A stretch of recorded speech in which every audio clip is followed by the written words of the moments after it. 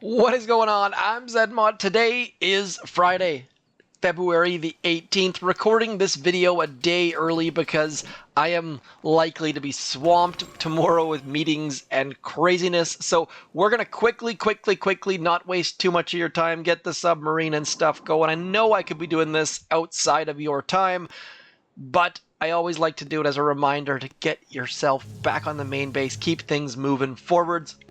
I have moved up into rank 22. I am on the Canadian leaderboard somewhere in there. 30th, 32nd. Woot, woot. Typically I'm parked by now. Kind of nice to be still playing. Gives me some sort of distraction. Tech tree is completely and utterly maxed. So have all of the things I need or want, except for smoke. That's probably going to be my next chest. Warriors don't have. Medics don't have. Otherwise, barrage is all I really don't have, and that's just too many tokens to waste time with, I don't think. Don't need Zukas, don't need heavies, don't need brick. Otherwise, I have everything else at the 6 engine room level. Every single little thing. So I have gotten beat by Seekers. That was an amazing hit. Hopefully it's still in my log. I'll try and show you that. Otherwise, not using Cryoneers. Like, it's crazy to have everything maxed. And either you maxed all of your stuff or you went to 7 engine rooms. There's a ton of advantages to going to 7 engine rooms as long as you're going to be able to get both of those building health nodes. If not, then don't bother. Also, if you're thinking about going to heavy choppas, remember you need to go get heavies to make those useful, so don't forget those keys. My win-loss log, not too shabby. You'll notice I am getting all of their engine rooms. I am getting all of the engine rooms almost every time, which I'm pretty happy with. Getting all the engine rooms at the 6 engine room level, a bit of a challenge, most definitely. So I'm going to show you how I'm doing that. This was my battle first time getting into 22, so that we'll show you that one to start with.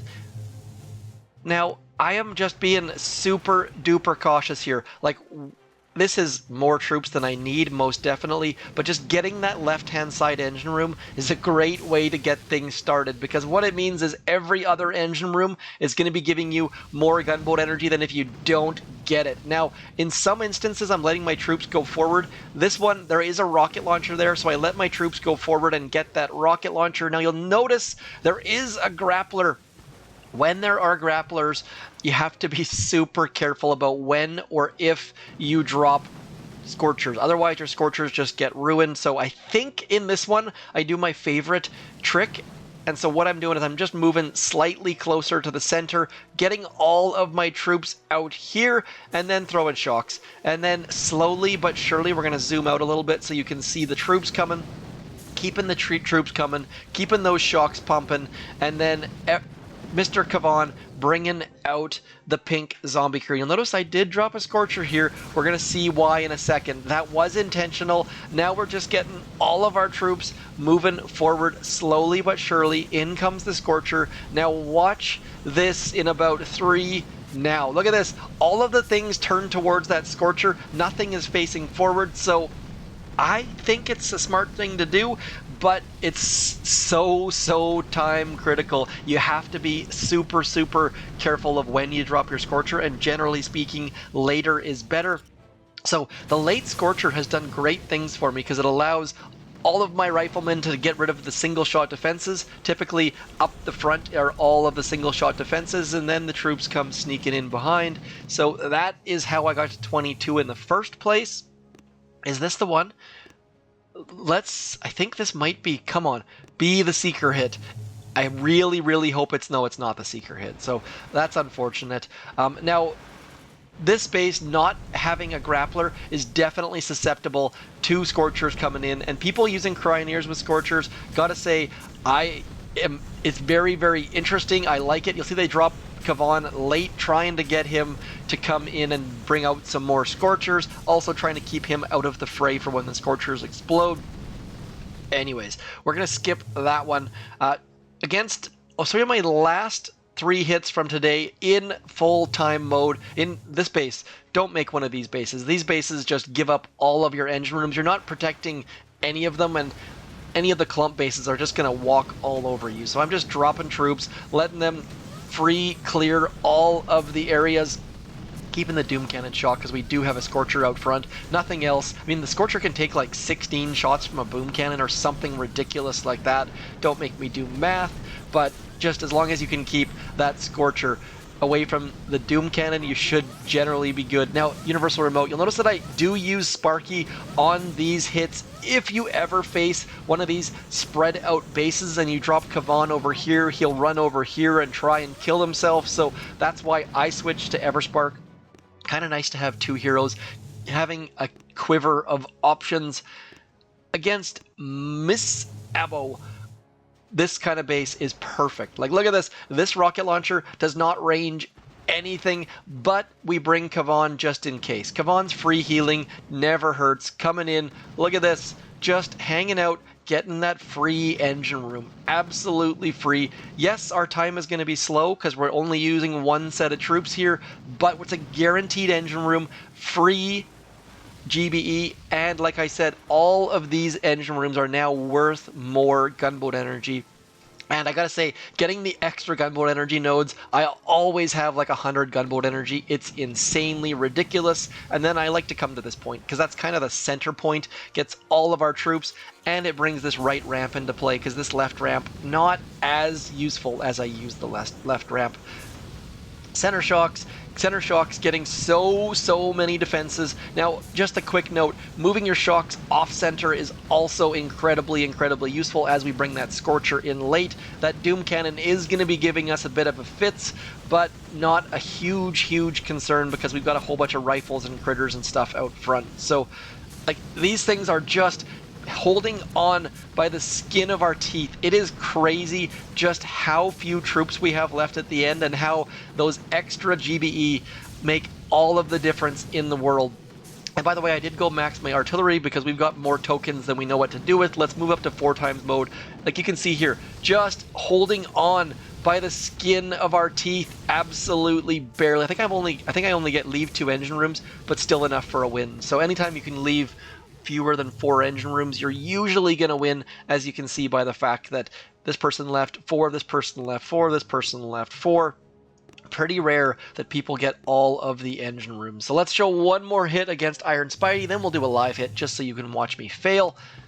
See? Same thing. There's a boom cannon there. There is a rocket launcher there, but we don't need our... Now this is critical. Don't drop your rifles too early because otherwise those machine guns and mortars will eat them up. By bringing our rifles late, we end up saving our bombardiers and saving our rifles. All good things. And then again, clearing that one rocket launcher. Oh, I didn't actually clear the rocket launcher. That is incredibly surprising. That was a bit of a mistake on my part, I think. Clearing that rocket launcher and boom cannon would have freed up a whole bunch of our troops.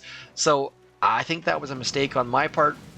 And then coming into that center spot one more time, getting all of the shocks out. Now that shock, not super useful. I mean, it's getting the flamethrower and the Doom Cannon. Actually, not even getting the Doom Cannon, just getting mortars. But that's the best shock that we had available to us at that point. Maybe could have shocked from behind, but well-placed Sky Shield in this instance. And then again, that late Scorcher. I don't like to bring more than one Scorcher at the moment. I found that when I was using 2 Scorchers, I just wasn't getting nearly as good of a clear. So, and by the way, the first thing I do when I scout these bases is I look to see how many boom cannons they have. If they have 7 boom cannons, I bring 1 Scorcher. If they have 6 rocket launchers, I bring more than 1 Scorcher. So that's really where it comes down to. I've only seen 3 shock launchers once. Only seen that once, so if you're rocking 3 shock launchers, do let me know how it's going, because that is incredibly rare to see. And by the way, that person did beat me. Again, see this? This is the base we're seeing so often. Gonna drop this here, gonna throw that flare onto there. In case you're not aware what that flare is for, it's because those flags are so far up the ramp that, look at this, they don't walk to the flag, they only walk to where you flared them to, and as a result, you end up getting way more value and keeping your bombardiers alive way longer. Now, one thing I didn't touch on is you can take out that rocket launcher right there and potentially an engine room, but it's just too dangerous. There's too many buildings shooting at you, and that shock blaster would ruin my life. So we're going to let them hit that mine. Not overly concerned at this point. Kavan should be able to keep those dudes alive before they get rid. There we go. Let's pull out of there.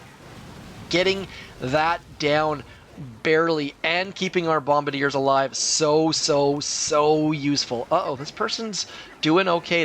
Now I find that people that go left on my base do fairly well. People who don't go left don't do nearly as well. So we're going to come back into here. As you've already seen, like I said, that opens up that right-hand side ramp for us and gets our troops walking head-on. Not sure if walking head-on is the right answer or not, but that is what I've chosen to do, and it seems to be working for the most part. So we're going to throw a shock about there, and then it's interesting. This is an interesting one because their base is not laid out like any other. Their sky shields are ever so slightly different, so just need to get some more rifles out about now. Need to get some critters out in the middle there as we throw one more shock to keep those critters alive. Keeping the rifles pumping, and then, getting low on rifles means we need to spend some gunboat energy and get Kavan doing his rain dance, or whatever the heck you want to call that. And then in comes some more troops. Like, there is not a lot of rocket surgery involved here. Definitely some, but not a ton. But it's just a matter of managing your gunboat energy, watching where your troops are getting shot in the face, and then sneaking that scorcher in so late. That late scorcher is just an absolute game changer. So do consider bringing that in. It's going to hit that shock mine though, which is going to make things a little bit nervous here for us. That scorcher does have some of, what are those things called? Some riflemen out front. By the way, I did max my med kits after all. Found that I had nothing else to spend my stuff on. I think we're going to lose based on time, which I gotta say, I'm kind of okay with at this point. Anytime someone beats me using legitimate, if they're going to get all of my engine rooms through all of my defenses, I tip my cap to you. Well done. And now I just need to get this flare going. We are in a hurry here, folks. Need to get that flare out. Need to get all of our remaining gunboat energy onto that engine room. Hoping that we don't hit too many mines. Get going. Oh, this is going to be close, I think. And I don't know if they started before or after me. Should have paid a little bit of attention. Oh, it's a barn burner.